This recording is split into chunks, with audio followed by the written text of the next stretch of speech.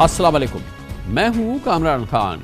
पाक फौज ने आज एक बार फिर आईन पाकिस्तान और आज़ादी इजहार से गैर मुतज़लज़ल वाबस्तगी के अज़्म का इआदा किया। कौम को गुमराह कुल बयानिए से दूर रहने पर जोर दिया।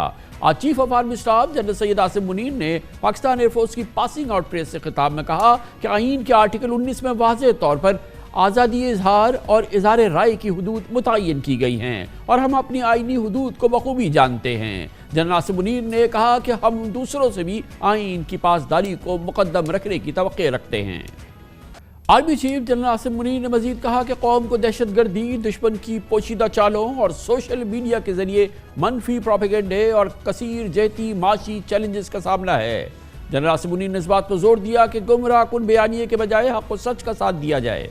के दूसरे मौजू की जानिब नैब का इदारा सियासी इंजीनियरिंग के लिए हथियार के तौर पर इस्तेमाल होता रहा है। ये बात सियासतदानों से लेकर हाई कोर्ट्स और सुप्रीम कोर्ट्स के फैसलों में बारहा कही गई है। इस इदारे की साख इतनी मजरूह हो चुकी है कि अब इसे बंद ही कर दिया जाए तो बेहतर होगा और तमाम पाकिस्तान की चाहे सियासतदान हो, चाहे अदालतें हो, चाहे प्रोफेशनल्स हो, चाहे बिजनेस लीडर हो, चाहे हुकूमती एहलकार हो, वो सब कहते रहे कि नैब के इदारे को हर सूरत में बंद कर देना चाहिए, बंद होना चाहिए। मुतअद्दिद बार इस सिलसिले में फैसले भी हुए मगर ये इदारा चल रहा है। नैब के कारनामों की हालिया मिसाल LNG केस है, जिसमें आखिरकार साबिक वज़ीर आज़म शाहिद खाकान अब्बासी, साबिक वज़ीर ख़ज़ाना डॉक्टर मिफ्ताह इस्माइल समेत एंग्रो कॉर्पोरेशन के चेयरमैन और डायरेक्टर्स और उनके CEO भी बरी हो गए हैं। 7 साल बाद नैब ने केस में हाथ खड़े कर दिए हैं और रेफरेंस वापस ले लिया है। गोया ये एक बोगस केस था, इसे सियासी मफादात हासिल करने के लिए कायम किया गया था। नैब ने शाहिद खाकान अब्बासी के खिलाफ दिसंबर 2019 में रेफरेंस दायर किया, जिसमें इल्ज़ाम आयद किया गया कि उन्होंने कवायद और ज़वाबित की खिलाफ वर्जी करके LNG का ठेका एंग्रो कंपनी को मामूल से ज़्यादा रेट पर दिया। रेफरेंस के मुताबिक इस कंपनी को मार्च 2015 से सितंबर 2019 तक 21 अरब रुपए का फायदा पहुंचाया गया, जबकि 2029 तक कौमी खजाने को 47 अरब रुपए का नुकसान होगा। रेफरेंस में एंग्रो कॉर्पोरेशन के चेयरमैन जनाब Hussain Dawood, director Abdul Samad Dawood, chief executive officer Sheikh Imran हक को भी नामजद कर दिया गया था। यह आपके इल्म में होना चाहिए कि हुसैन दाऊद साहब, समद दाऊद साहब, एंग्रो कॉर्पोरेशन, इमरान हक, ये आला तरीन अपने प्रोफेशनल्स रहे हैं, आला तरीन बिजनेसमैन रहे हैं, बहुत ही मुनज़्ज़म, बहुत ही उम्दा और पाकिस्तान के बहुत ही मायानाज बिजनेस ग्रुप है। और यकीनन ये बहुत ही इम्तहानी मौका था पाकिस्तान के कॉर्पोरेट सेक्टर के लिए और ख़ास तौर पे एंग्रो के लिए, और यकीनन इसका बहुत बड़ा नुकसान हुआ पाकिस्तान को इस केस का। अब ये सब लोग बाइज्जत बरी हो गए हैं, ये केस वापस ले लिया गया है। एंग्रो ने अपने एलामिये में कहा कि LNG कॉन्ट्रैक्ट अवार्ड में किसी किस्म की बेकायदगी सामने नहीं आई। साबित हुआ कि LNG कॉन्ट्रैक्ट से कौमी खजाने को कोई नुकसान नहीं पहुंचा था। ताहम इसमें कोई शक नहीं कि इस केस ने पाकिस्तान के इस मुअज़्ज़ज़ तरीन बिजनेस ग्रुप को मुल्क से नाला कर दिया है, जिसने 10 माह के कलील अरसे में साफ शफाफ तरीके से पाकिस्तान को LNG टर्मिनल तामीर करके दिया। शायद अब इस कंपनी का इसी वजह से इसका ये कसूर ठहरा था। इसके अलावा जिस अंदाज से LNG केस में गिरफ्तारियाँ हुई और ये केस चलाया गया, वो भी नैब की नाअहली का सबूत था या इंतकाम की एक कार्रवाई थी। शाहिद खाकान अब्बासी पर गिरफ्तारी के 138 दिन तक फर्द जुर्म आयद ही नहीं की गई। चार्जशीट से कबल मिफ्ताह इस्माइल जेल में 118 दिन, जबकि शेख इमरान हक ज़मानत मिलने तक जेल में 112 दिन गुजार चुके थे। आफरीन है शाहिद खाकान अब्बासी पर, जिन्होंने इस दौरान ना जमानत मांगी ना कोई पेशी छोड़ी, तमाम तकालीफ बर्दाश्त की थी और 10 माह कैद तन्हाई में भी गुजारा। शाहिद खाकान अब्बासी कभी इस्लामाबाद तो कभी कराची में नैब की पेशियाँ भुगतते रहे। उनके खिलाफ आज भी कराची की नैब अदालत में MDPSO की तैनाती से मुतालिक एक रेफरेंस चल रहा है। इसमें कोई शक नहीं कि यह केस एक सियासी इंतखाब था, जिसमें नैब ने साबिक हुकूमत का पूरा साथ दिया। नैब से तफ्तीश के बाद बाहर आने के बाद कई मुल्ज़मान ने इंकशाफ किया कि उन पर शाहिद खाकान अब्बासी के खिलाफ झूठे हलफनामों पर दस्तखत करने के लिए दबाव डाला गया और कहा गया कि ऐसा करने पर उन्हें बग़ैर रुकावट छोड़ दिया जाएगा। नाकाबिल यकीन और बदतरीन केस, इसके बावजूद आज नैब कायम है, नैब काम कर रही है और जाहिर है कि अब जो इस ज़माने में जो केसेस बन रहे हैं उसके हवाले से भी कुछ इसी किस्म की सूरत हाल बिला शक व तरद्दुद सामने आ रही है। मगर इस पूरे केस के बहुत बड़े कलीदी विक्टिम हमारे साथ हैं जनाब शाहिद खाकान अब्बासी, سابق وزیر اعظم پاکستان. اور میں ضرور یاد دلاتا رہوں گا کہ جب سے یہ کیس کا آغاز ہوا تھا شاہد عباسی صاحب اس وقت گورنمنٹ میں بھی تھی اور مسلسل وہ ہمارے اس پروگرام میں یہ کہتے رہے تھے کہ میں اس کو اون کرتا ہوں, اس کی ایک ایک چیز کو اون کرتا ہوں اور میں ہر صورت میں اس کا دفاع کروں گا اور ہر فیصلے کا ذمہ دار میں ہوں. اور بہت ہی کریڈٹ کی بات ہے کہ وہ ہر پیشی پہ پیش ہوئے, انہوں نے ضمانت نہیں مانگی اور کبھی بھی اس نیب کیس کو ختم کرنے کے لیے یا کسی قسم کے کسی دباؤ کی یا انفلوئنس کی کوشش نہیں کی. بہت بہت شکریہ شاہد خاکر عباسی صاحب. ظاہر ہے کہ بہت بہت مبارک ہو آپ کو, مگر اصل بات تو یہ ہے کہ اس کے باوجود نیب ہے, اس کے باوجود یہ ادارہ چل رہا ہے, اس کے باوجود کہ ہمارے پاس پہاڑ ہے کہ یہ نیب کیا کرتی رہی, اس کے باوجود کہ جو پچھلے 5 سال تک چیئرمین نیب تھے ان کو ایک نوٹس نہیں دیا گیا, ایک سوال ان سے نہیں پوچھا گیا, ایک دن ان کو کسی نے طلب نہیں کیا, مگر پھر بھی یہ ادارہ چل رہا ہے, وہی نظام چل رہا ہے. جی یہی تو افسوسناک بات ہے. مجھے یقین کریں کہ اپنی ذات کے بارے میں کوئی مسئلہ نہیں ہے, ہم سیاستدان ہیں, یہ ہمیں بھگتنا پڑتا ہے, ہماری زندگی کا حصہ ہے. بدنصیبی ہے کہ یہ کام ہوتے ہیں اور پھر جو لوگ یہ کام کرتے ہیں, جو چیئرمین نیب صاحب تھے جو سپریم کورٹ کے جج بھی رہے ہیں بدقسمتی سے, جاوید اقبال صاحب, یہ بدنصیبی ہے کہ اس آدمی سے آج کوئی پوچھنے والا نہیں ہے اور اس کو لگائے ہوا ہے اسی حکومت نے.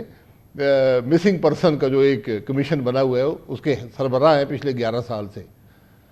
تو یہ بڑی افسوسناک بات ہے کہ اس کیس کے اندر 14 اور لوگوں کی زندگیاں 6 سال کے لیے مفلوج کر دی گئیں. نہ وہ کوئی نوکری کر سکتے تھے, نہ کاروبار کر سکتے تھے, نہ خرید و فروخت کر سکتے تھے کسی چیز کی, نہ وہ ملک سے باہر جا سکتے تھے, نہ وہ بینک اکاؤنٹ رکھ سکتے تھے. آپ یقین کریں کہ ایسے لوگ تھے جن کے بچوں کے رشتے ٹوٹ گئے, کیونکہ معاشرے میں جب ایک بات پھیل جائے کہ اس کا والد تو جی وہ نیب کے اندر ملوث ہے, اخبار میں آتا تھا 58 ارب کھا گئے. آپ یقین کریں 118 وٹنس نیب نے مقرر کیے, 11 عدالت میں آئے, 3 نے کہا جی کہ ہماری جو سٹیٹمنٹ لگی ہے یہ جھوٹی ہے, یہ نیب نے ہم سے زبردستی کروائی ہے اور اس کے الفاظ بھی خود لکھے ہیں. یہ عدالت میں لوگوں نے بیان دیا. 8 میں سے تمام وٹنسوں نے کسی نے ہم پر الزام نہیں لگایا جو گواہ تھے. ایک گواہ سے پوچھا جج صاحب نے کہ جی اس سے حکومت کا کتنا نقصان ہوا ہے, اس نے کہا جی نقصان تو ایک طرف کر دیں, 450 ارب کا فائدہ ہو چکا ہے اس ٹرمینل سے. یہ صرف ٹرمینل لگانے کا کیس تھا جو سوئی سدرن کمپنی نے, جو ایک اسٹاک ایکسچینج کی کمپنی ہے, اپنے ٹینڈر پروسیس سے لگایا تھا. اس پر یہ کیس بنایا گیا. اس کیس کا صرف ایک مقصد تھا, مجھے گرفتار کرنا. تو میں نے پہلے کہہ دیا تھا عمران خان صاحب کو شوق ہے لوگوں کو گرفتار کرنے کا, وہ وکٹیں گرانے کے چکر میں رہتے تھے. آج میں نے فلانے کی وکٹ گرا دی, فلانے کی وکٹ گرا دی. تو جو چیئرمین نیب تھے وہ ان کے ساتھ اہلکار بنے ہوئے تھے, جھوٹے کیس بنائے, لوگوں کی زندگیاں تباہ کیں, ملک کے اندر انویسٹمنٹ ختم کر دی.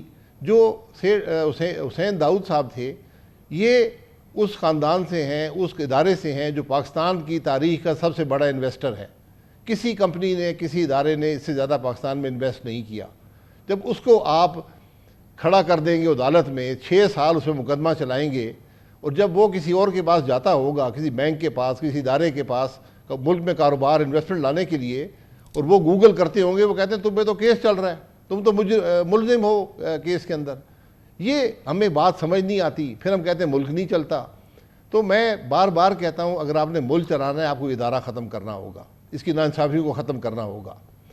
اور ہم نے تو فیصلہ کیا ہے کہ جن لوگوں نے یہ ظلم کیا اپنی ذات کے لیے نہیں, ہم پہ جو ہوا وہ اس کا ہم سے ہمیں کوئی فکر نہیں ہے, لیکن جو ہمارے ساتھیوں کے ساتھ ظلم ہوا, جن کو اریسٹ وارنٹ لکھے گئے, ایک ٹیبل پر ایک اریسٹ وارنٹ تھا اور ایک اپروور کی سٹیٹمنٹ تھی کہ یہ سٹیٹمنٹ دے دو اس کے خلاف, تو ان سے حساب لینا ضروری ہے تاکہ آئندہ یہ ظلم اس ملک کے اندر نہ ہو سکے. وہ ہم نے ان لوگوں کا پیچھا کرنا ہے, یہ ہم نے فیصلہ کیا. اچھا شاید عباسی صاحب جو آپ فرما رہے ہیں, ظاہر ہے کہ ایک ایک لفظ اس کا جو ہے وہ تصدیق شدہ ہے, ایک ایک لفظ سب کو پتہ ہے, ایک ایک لفظ سپریم کورٹ کے تمام ججز کو پتہ ہے, اس لیے ایک ایک لفظ تمام اعلیٰ عدلیہ کو پتہ ہے, ایک ایک لفظ اس حکومت کے ایک ایک فرد کو پتہ ہے, شہباز شریف صاحب کو پتہ ہے, نواز شریف صاحب کو پتہ ہے. اس جماعت کی منشور میں لکھا ہے کہ نیب کو وہ ختم کر دیں گے اور نیب کو ختم کرنا ان کے منشور کا حصہ ہے.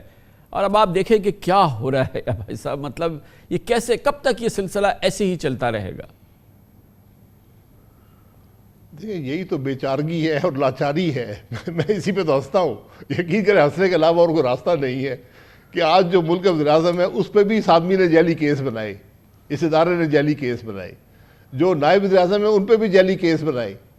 جو آج سینٹ کے چیئرمین ان پہ بھی جعلی کیس بنائے. اسی شخص نے, اسی ادارے نے. جو صدر ہیں ملک کے ان پہ بھی جعلی کیس بنائے. آدھی کابینہ میں جعلی کیس بنائے. یہ آدھی اسمبلی کے اندر جو پرانے ممبران ہیں ان پہ بھی جعلی کیس بنائے. چیف منسٹروں پہ بنائے جعلی کیس, اسی شخص نے, اسی ادارے نے. اور آج کسی میں یہ کہنے کی ہمت نہیں ہے کہ یہ ادارہ ظلم کرتا رہا ہے, جعلی کیس بناتا رہا ہے, اس کو ختم ہونا چاہیے. اور وعدہ کر کے آئے تھے کہ یہ ادارہ ختم کریں گے.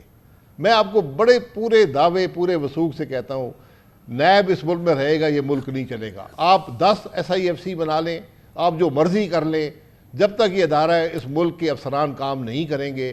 انہوں نے دیکھ لیا کہ ان کے ساتھ یہ ادارہ کرتا کیا ہے. میرے سامنے اس ملک کے وفاقی سیکرٹریوں نے وزیر اعظم کو کہا کہ جناب ہم یہ سمری نہیں بنا سکتے, ہم نیب نہیں بھگت سکتے.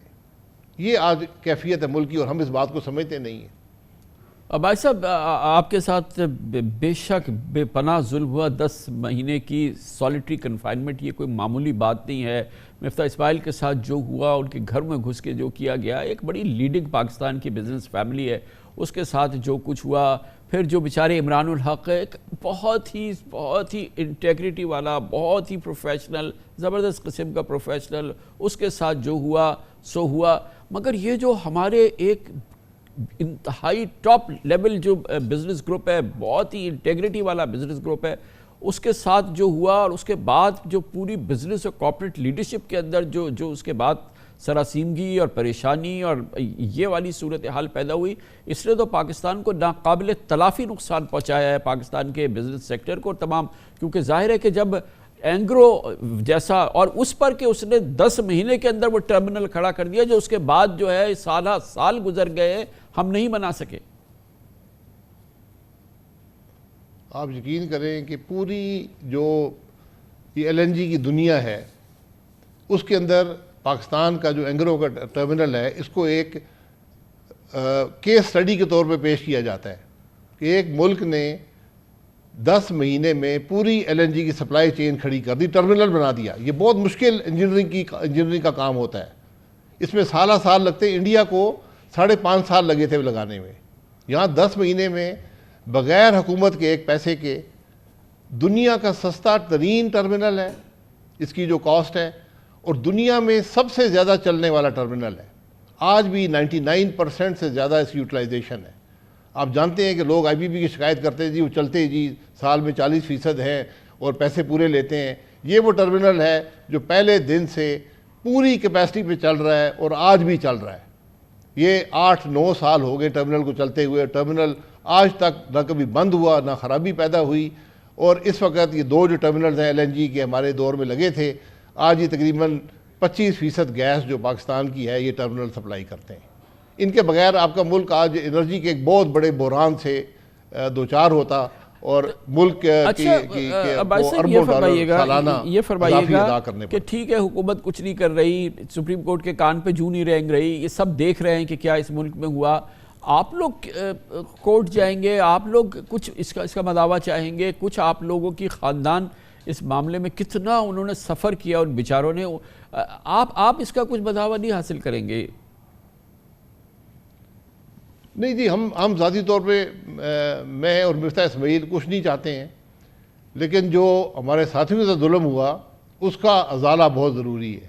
آپ نے شیخ عمران صاحب کا ذکر کیا, آغا جان اختر جو پورٹ قاسم کے چیئرمین تھے, بہت قابل ترین افسر جی تھے. ہاں بے شک.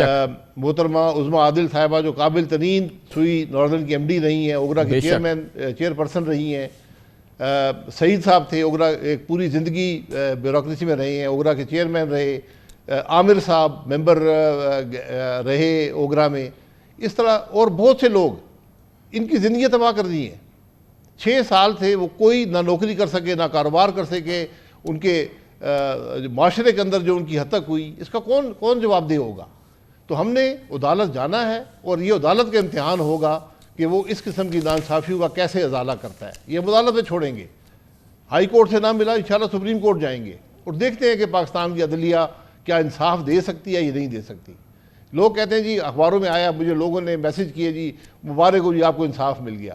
میں نے کہا یار انصاف نہ ہم نے تو کبھی مانگا ہی نہیں نا. میں تو پہلے دن سے کہہ رہا ہوں کہ ہمیں پروسیکیوٹ کریں, آپ نے الزام لگایا ہے, آپ کیس چلائیں, ٹی وی کیمرے لگائیں, پورے پاکستان کو دکھائیں ہم نے کون سا ظلم کیا ہے. میں آج بھی کہتا ہوں ان 14 لوگوں کو چھوڑ دیں, میرے اوپر کیس چلائیں, اس ملک کے عوام کو دکھائیں. لیکن یہ ظلم جو ہے اس کا ازالہ کسی نہ کسی دن تو ہوگا, اور یہ کرنا پڑے گا, ورنہ یہ ملک نہیں چلیں گے. جس ملک کے ناانصافی ہو, کہتے ہیں جی آپ کو انصاف مل گیا, تو میں نے کہا جو ناانصافی کی تھی ان کے خلاف آپ نے کیا کیا ہے, اور یہ آپ کو کرنا پڑے گا. یقین کریں کہ جس ملک میں لوگ اپنے آپ کو قانون سے بالا سمجھیں. آپ کا کیس, آپ لوگوں کا کیس سر فہرست ہے, مگر ان گنت کیسز ہیں سر, ایسے ان گنت لوگ ہیں جنہوں نے قیامت ان پہ گزری ہے, جن پہ قیامت گزری ہے اس دور کے اندر, اور یہ پورا جو کچھ ہوا ہے شاید اب بھی گزر رہی ہو. بہت بہت شکریہ, بہت نوازش. جناب شاہد خاقان عباسی ہمارے ساتھ موجود تھے, اور شاہد خاقان عباسی کے ساتھ اس وقت وزیر خزانہ ڈاکٹر مفتاح اسماعیل بھی, بہت ہی عمدہ پاکستان کی بزنس فیملی. وزیر خزانہ نے پالیٹکس میں جانے کا فیصلہ کیا, اور پی ایچ ڈی اکانومسٹ, اور ان کے ساتھ جو ہوا, اور اس کے بعد اب 7 سال بعد کہا جا رہا ہے کہ کیس بوگس تھا, وہی ادارہ جو ہے اس کیس کو واپس لے رہا ہے. یہ اداروں کی کہانی ہے, یہ نیب کی کہانی ہے. کل بھی میں نے اپنے پروگرام میں آپ کے سامنے رکھا ایف بی آر کی کہانی, ایک اور کلیدی ادارہ جو پاکستان کے لیے یقیناً میک اور بریک ادارہ ہے. وہاں پہ کیا ہو رہا ہے, ایک زلزلے کی کیفیت ہے, ایک ہنگامے کی کیفیت ہے, تہلکے سی کیفیت ہے, اور عجب سی صورتحال ہے. رائی کے پہاڑ بن رہے ہیں, ٹرک کی بتی کے پیچھے پوری حکومت کو لگایا گیا ہے. مزید آپ کو سناتا ہوں چھوٹے سے وقفے کے بعد.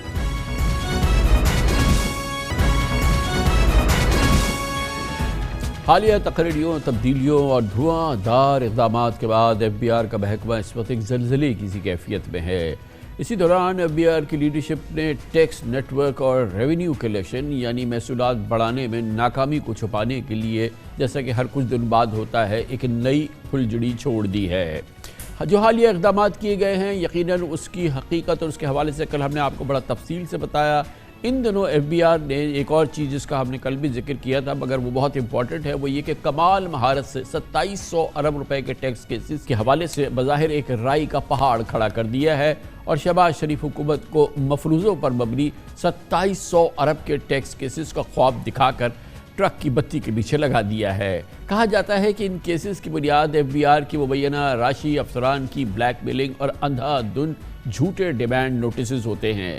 گویا ان ٹیکس کیسز کا نہ سر ہوتا ہے اور نہ پیر ہے. دلچسپ بات یہ ہے کہ چیئرمین ایف بی آر امجد زبیر ٹیوانہ بخوبی جانتے ہیں کہ ایف بی آر 90% یہی ٹیکس کیسز 2 سے 3 مرتبہ ہار چکا ہے اس پروسیس میں. جی ہاں, سپریم کورٹ میں موجود 1400 ارب روپے کے 3455 ٹیکس کیسز حکومت ہائی کورٹس, ٹیکس ٹریبونلز اور ایپلیٹ فورمز میں پہلی ہی ہار چکی ہے, جبکہ ہائی کورٹس میں زیر التوا 700 ارب روپے کے 19,500 کیسز میں بھی بظاہر ٹیکس ٹریبونلز اور ابتدائی اپیل میں ایف بی آر کا دعویٰ مسترد ہو چکا ہے. شہباز حکومت نے 3 دن پہلے اپنی قانون سازی کا آغاز ہی ٹیکس قوانین میں ترمیم سے کیا, جس میں مفروضوں پر مبنی ٹیکس مقدمات کے 2700 ارب کی ریکوری کا ایک طریقہ کار تشکیل دیا گیا. آج وزیر قانون اعظم نذیر تارڑ, وزیر اطلاعات عطا تارڑ نے میڈیا کو اس قانون کی تفصیل بتائی. ایف بی آر میں لیگل ایشوز ہیں, لیٹیگیشن ہے. آپ سب کو پتا ہے کہ 2700 ارب روپے کے جو ٹیکس ہیں, جو لیٹیگیشن ہے اس میں ہم نے ترامیم کی ہیں, پارلیمنٹ نے انہیں منظور کیا ہے. اب اس طرح سے ہے کہ تقریباً 2 کروڑ تک کی جو ٹیکس لائبلٹی ہے اس کی اپیلیں کمشنر انکم ٹیکس کے پاس جائیں گی, یا سیلز ٹیکس کے میٹرز ان کے پاس کمشنر لیول پہ. اس سے اوپر والی اماؤنٹ جو ہے وہ ٹریبیونلز میں جائے گی. ٹریبیونلز میں جوڈیشل ممبرز کا جو تعیناتی کا اختیار تھا وہ وزیر اعظم کا کلی اختیار تھا. وہ اختیار وزیر اعظم نے کہا ہے نئے ڈسپنسیشن میں انہوں نے چھوڑا ہے. انہوں نے کہا یہ اوپن میرٹ پہ اور کمپٹیشن کے ذریعے ہونا چاہیے, لیکن ساتھ میں پرفارمنس ریویو کمیٹی اسی طرح کی ایک تشکیل دے دی ہے جو کہ ریٹائرڈ جج کی سربراہی میں ہوگی, اور اس میں ٹیکنوکریٹس ہوں گے. ہر ممبر کی جو پرفارمنس ہے عدالتی کام کی وہ دیکھ کے ان کے ایکسٹینشن کی رپورٹ کریں گے, یا ان کو کہیں گے کہ جی بہت شکریہ, خزانہ آپ کا بوجھ نہیں اٹھا سکتا, آپ کوئی اور کام کریں. ایف بی آر کی جانب سے ہر کچھ عرصے کے بعد ایک نیا شگوفہ چھوڑا جاتا ہے. کبھی موبائل سم بلاک کرنے کی وارننگ دی جاتی ہے, تو کبھی نادرا اور بینکس کے ڈیٹا اور اس کی کارروائی سے ڈرایا جاتا ہے. کبھی POS لگانے کو، کبھی ٹریکنگ سسٹم میں اس کو نافذ کرنے کا اعلان ہوتا ہے، اور پچھلے ہفتے FBR میں گریڈ 21 اور 22 کے متعدد افسران کی اکھاڑ پچھاڑ کی گئی، جس کا کل ہم نے پروگرام میں بہت تفصیل سے احاطہ کیا تھا۔ حالیہ دنوں میں FBR نے شہباز حکومت کو ٹیکس کیسز میں پھنسے 2700 ارب روپے کی وصولی کا خواب دکھایا۔ خدا کرے اس خواب کی تعبیر ہو جائے، لیکن حقیقت یہ ہے کہ سابق چیئرمین FBR شبر ذیلی سمیت ٹیکس ماہرین کی متفقہ رائے یہ ہے کہ 2700 ارب روپے میں سے حکومت 500 ارب روپے بھی وصول کر لے تو بہت بڑی بات ہوگی۔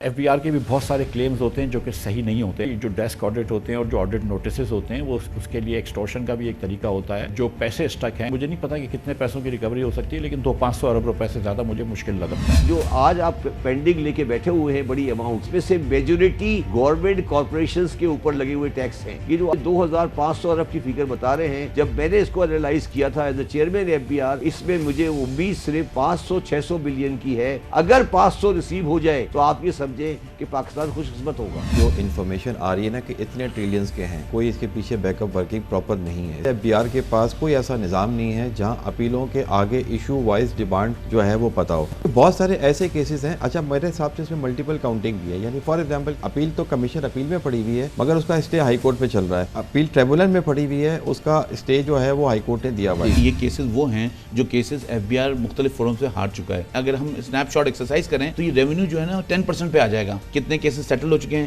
کتنے کیسز میں FBR کے خلاف فیصلہ ہو چکا ہے، اور کتنے کیسز فریولس ہیں، اور کتنے کیسز میں ٹائم بارڈ بھی ہو چکے ہوں گے کیسز۔ یہ حقائق ہے اور یہ ماہرین کی رائے ہے، مگر اس کے باوجود شہباز شریف نے ٹیکس کیسز کے مبینہ 2700 ارب روپوں سے امید لگا لی ہے۔ بقول غالب اس سادگی پہ کون نہ مر جائے اے خدا۔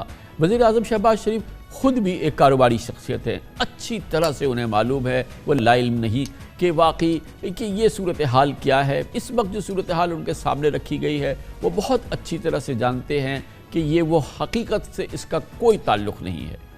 بقول شہباز شریف صاحب کے اگر حالات میں خراب بھی ہو، کیسز میں کوئی فیصلے بھی ہو جائے، آدھی تو حکومت کو رقم ملی جائے گی، تقریباً 1350 ارب روپے تو ملنے ہیں۔ جیسے کہ ہم نے آپ کے سامنے اس کا پورا بیک گراؤنڈ رکھا، اس پر مزید بات کر لیتے ہیں۔ ہمارے ساتھ موجود ہیں جناب ہارون اختر خان، سابق وفاقی وزیر محصولات ہیں، ریونیوز کو بہت اچھی طرح سے سمجھتے ہیں، ٹیکس امور کے بھی ماہر ہیں، اور ڈاکٹر اکرام الحق پاکستان کے نامور ٹیکس امور کے بہت ہی مستند ماہر ہیں۔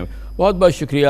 ہارون اختر صاحب، پہلے آپ یہ بتائیے گا کہ آپ کا اپنا تجربہ، آپ کا اپنا ایکسپیرینس، آپ کا اپنا hands on experience as a business man, وہ ان جو یہ جو آپ کو معلوم ہے کہ نوٹسز، اس کے بعد یا آڈٹ نوٹسز، اور اس کے بعد جو بھی صورتحال ہوتی ہے یہ ہر ٹیکس معاملے کے اندر، اور اس کے بعد یہ ڈیمانڈ، اور اس کے بعد وہ جمع ہو جائے اور وہ 2700 ارب بن جائے، یہ 2700 ارب میں کتنا حکومت حاصل کر سکتی ہے؟ کامران خان صاحب بہت شکریہ، بہت ہی اچھا ٹاپک آپ نے چنا ہے اور کئی دن سے اس پہ بحث ہو رہی ہے۔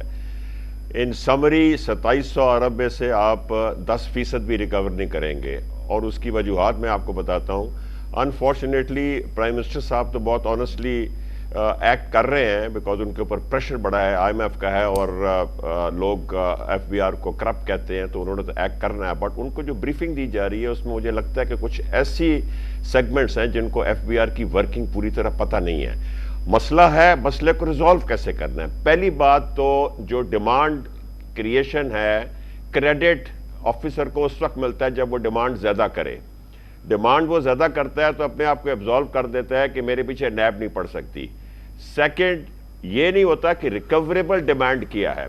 سیکنڈ، جب وہ ہار جاتے ہیں تو آفیسر ڈرتا ہے کہ اگر میں نے اپیل نہیں کی تو پھر مجھے نیب پکڑ لے گی۔ میرے ہوتے ہوئے بڑے ایسے اچھے آفیسرز نیب انکوائری میں پھنسے ہیں جنہوں نے ڈیمانڈ کو یا اپیل نہیں کی یا ڈیمانڈ کو ریوائز کیا ہے۔ تو یہ نیب کو باہر نکالیں FBR سے، بیوروکریسی سے اور بزنس سے، پہلی بات۔ دوسری بات کہ یہ فیورلیس کیسز اور فیورلیس اپیل جب اوپر تک جاتی ہیں، اس کے اندر آپ کو کچھ بھی نہیں ملا، یہ ڈر اور خوف کی بیس پہ یہ اس لیول تک گئی ہوئی ہیں۔ سب سے امپورٹنٹ بات جو ابھی ریز نہیں کی گئی کہ جو لائرز ہیں ہمارے FBR کے، یہ بیچارے لاکھ 2 لاکھ کی فیس پہ کام کرتے ہیں۔ جب یہ لاکھ 2 لاکھ کی فیس پہ کام کرتے ہیں تو یہ 100 فائلیں لے کے پھرتے ہیں۔ جب 100 فائلیں لے کے پھرتے ہیں تو ان کے پاس ٹائم نہیں ہوتا، یہ اس لیے ایڈجسٹمنٹ مانگتے ہیں، ان کے پاس پریپریشن کا ٹائم نہیں ہوتا۔ آگے 2 کروڑ والا لائر کھڑا ہوتا ہے, اس کی تو ویسی ٹانگیں کام جاتی ہیں 1 لاکھ والے لائر کی. تو آپ کم کیس اوپر بھیجیں, امپورٹنٹ کیس اوپر بھیجیں, لا پوائنٹس والے کیس اوپر بھیجیں, اور ان کو اسٹرانگ لائرز, ریپیوٹیبل لائرز اور پرفارمنس والے لائرز سے ریپرزینٹ کریں.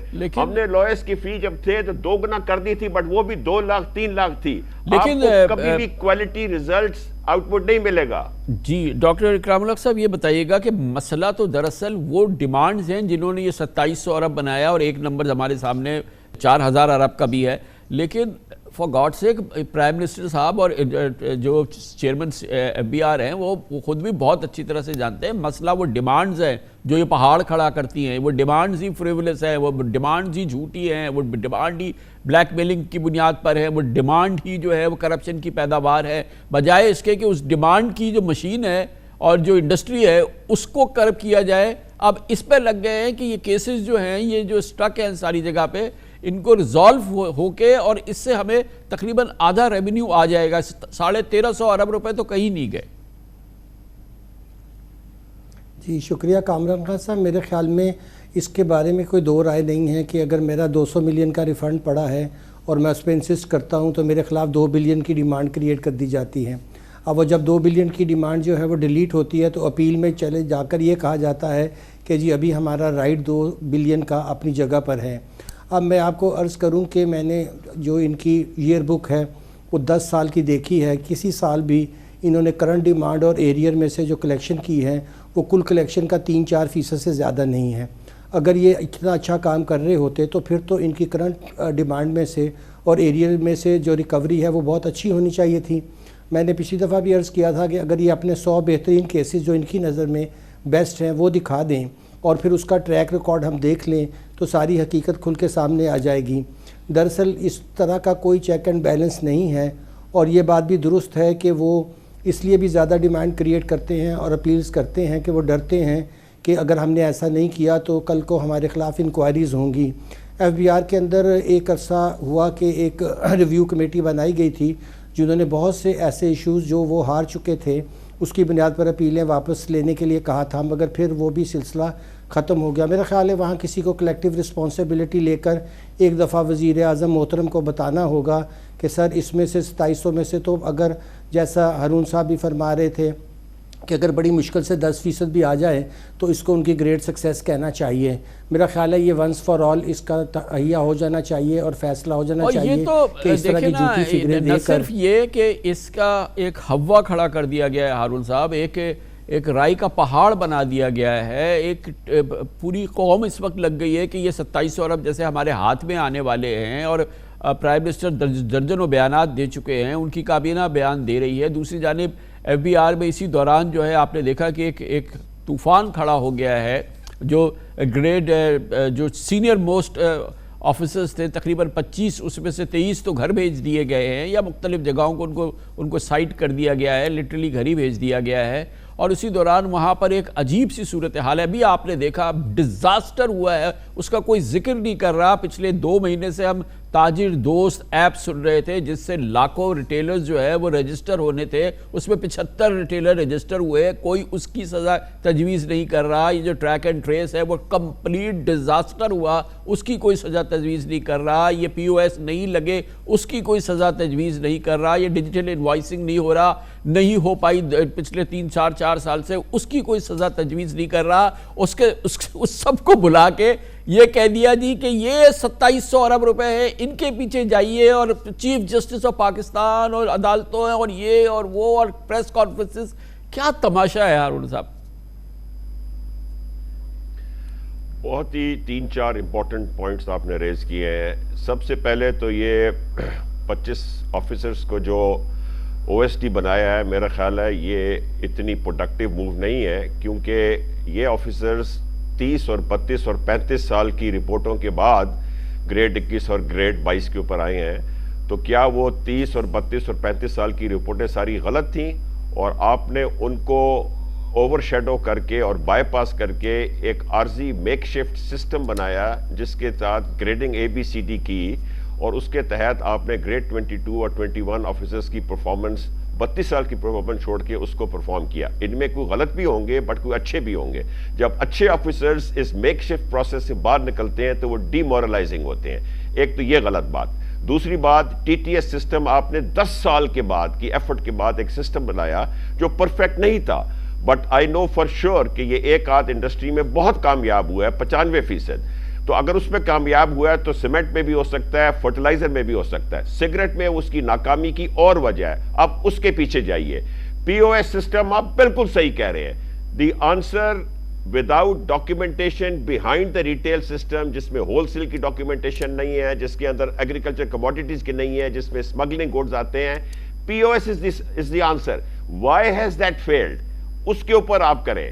सो लिहाजा जो रूट प्रॉब्लम्स हैं उसके ऊपर आप फोकस करें। यही एफबीआर इसके अच्छे ऑफिसर्स को आगे लेके चलें, और अगर आपने सिस्टम्स चेंज करने हैं ग्रेडिंग के तो वो शुरू से चेंज करें। लेकिन हारून साहब ये तो इट्स सच अ जोक कि इसमें क्या बात करें। अभी प्राइम मिनिस्टर ने खुद 21 से 22 ग्रेड पे जिन लोगों को प्रमोट किया, आप सोचे कि द हाईएस्ट डिग्री, और अभी अपने हाथ से किया, जिनको तगमा खिदमत दिया, जो कि आईएमएफ से चीफ नेगोशिएटर हैं, जो 3 साल से एफबीआर के मेंबर पॉलिसी हैं, उन सब को हटा दिया। और जिन साहब की वॉच पे ये आपने देखा ताजिर दोस्त ऐप जो है ये कोलैप्स हुई, जिनकी वॉच पे track and trace system collapse हुआ, जिनकी वॉच पे ये डिजिटल इनवॉइसिंग कोलैप्स हुई, जिनकी वॉच पे पीओएस कंप्लीटली कोलैप्स हुआ, उनको जो है वो टच भी नहीं। I mean it's not an issue. Doctor इकराम साहब, आप फरमाइएगा कि कैसे इस वक्त जो है हम जा रहे थे एफबीआर को रिफॉर्म करने के लिए। हम तो समझ रहे थे, हमें तो ये बताया गया था कि 2 हिस्सों में एफबीआर तकसीम होगी, एसआईएफसी ने इसको बड़ा पुश किया था, फिर एफबीआर के एक ऑफिसर ने जाके इस्लामाबाद पे इस पे स्टे ले लिया था। अब इस पूरे क्लाउड में इस डस्ट के अंदर वो सारा मामला कहीं उड़ गया। जी कामरान खान साहब, बहुत अफसोसनाक बात है कि जब भी रिफॉर्म की बात होती है उसी वक्त एफबीआर के अंदर एक तो आपस में इन फाइटिंग्स जो हैं उसका नतीजा आप देख लें, और अभी वो साहब भी कस्टम के जो इसके चीफ आर्किटेक्ट थे वो ख़ुद भी इसका शिकार हो गए हैं और उनको वहाँ से हटा दिया गया है। अब ये बड़ी अफसोसनाक बात है कि उसका नतीजा हमने देखा कि इस महीने शॉर्टफॉल जो है वो हमें नज़र आ रहा है। अब आईएमएफ तो कहेगा कि जी चूँकि आप मुसलसल जो है शॉर्टफॉल का शिकार हैं तो मज़ीद आप इनडायरेक्ट टैक्सेस लगाइए, जिससे इकॉनमी को भी और लोगों के लिए दुश्वारियाँ होंगी। मेरा ख्याल है कि एफबीआर के ऑफिसर्स से पहले पूछना चाहिए कि अगर आपको किसी किस्म की रिफॉर्म्स ही कबूल नहीं हैं और आपने हर चीज़ में, देखिए ये तो पहली दफ़ा हुआ कि एसआईएफसी में फ़ैसला हुआ और आप रिट पटिशन में चले गए। अब इस तरह के मामलात जो हैं अगर एफबीआर में होंगे तो फिर तो ये निज़ाम बिल्कुल धर्म भरम होकर रह जाएगा। मैं इस बात से मुतफिक हूँ कि जिस तरह लोगों को इस तरह से साइड ट्रैक किया जाता है उसके अंदर शफाफियत 100% हो नहीं सकती और उससे बददिली फैलती है। मगर मैं जब आज इस महीने के एंड के फिगर्स देख रहा हूँ तो मुझे बहुत अफसोस हो रहा है कि आईएमएफ 15 मई के लिए उनकी नई बेल आउट के लिए तारीख तय पाई है, और जब वो आकर इन चीज़ों पे सवाल करेंगे तो कितनी मुश्किलात होंगी। ये बहुत ही गलत मौका था। एक तो ये जो एपलेट की जो की गई हैं और जो कानून साजी की गई उसका कोई सर पैर नहीं है। दूसरा, हमने ऑफिसर्स को डीमोरलाइज़ कर दिया है। तीसरा, बजाय जिन कामों की तरफ तवज्जो देनी चाहिए थी उससे हटाकर आपने सही फरमाया एक लाल बत्ती के नीचे पीछे लगा दिया गया है कि चलिए आप ये 2700 अरब का बस मंत्रा पढ़ते रहें और कौम को भी बेवकूफ़ बनाते रहें, और इनको भी कम अज़ कम मौजूदा हमारे वज़ीर आज़म मोहतरम तो काफ़ी ज़ीरक आदमी हैं, चीज़ों को डिटेल में जाकर देखते हैं। मेरे ख़्याल में अब भी वक्त है कि वो इन दोनों चीज़ों का जायज़ा लें कि जो टैक्स एपलेट निज़ाम में बिल्कुल ही बेमानी किस्म की तब्दीलियाँ की गई हैं, और दूसरा ये जो 2700 अरब का मामला है इसके ऊपर वो एक इंडिपेंडेंट कमेटी बना लें जो बेशक एफबीआर के लोगों से ना हो मगर जिन्होंने वहाँ काम किया और वो हकीकत सामने लाएं। तो मेरा ख्याल है कि ये जो इस वक्त एक बददिली ऑफिसर्स में पैदा हुई है वो भी ख़त्म होगी। और मैं आपसे मुतफिक हूँ कि रिफॉर्म्स की तरफ सीरियसली अगर हमने तवज्जो नहीं दी और स्ट्रक्चर रिफॉर्म्स नहीं की तो हम आईएमएफ के अगले प्रोग्राम में हो भी नहीं सकता कि कामयाबी हासिल कर सकें। बहुत बहुत शुक्रिया जनाब हारून अख्तर खान साहब। जनाब डॉक्टर इकरामुल्लाह हमारे साथ थे। इसके साथ ही हमारे आज के प्रोग्राम का ख़त्म होता है। कल आपसे फिर मुलाकात होगी इंशाअल्लाह। कल तक के लिए कामरान खान को इजाज़त। अल्लाह हाफ़िज़।